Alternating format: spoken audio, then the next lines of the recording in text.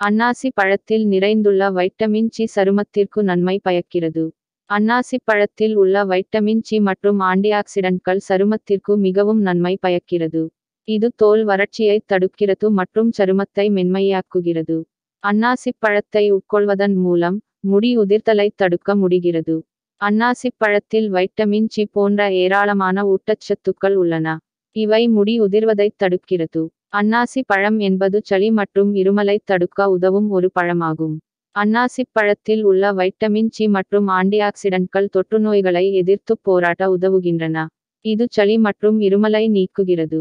அன்னாசிப் பழத்தின் சாப்பிடுவதால் உடலில் உள்ள கொழுப்பின் அளவை பராமரிக்க உதவுகிறது. இது இதயத்தை பாதுகாக்கிறது. அன்னாசிப் பழத்தை தினசரி உட்கொள்ள வேண்டும்.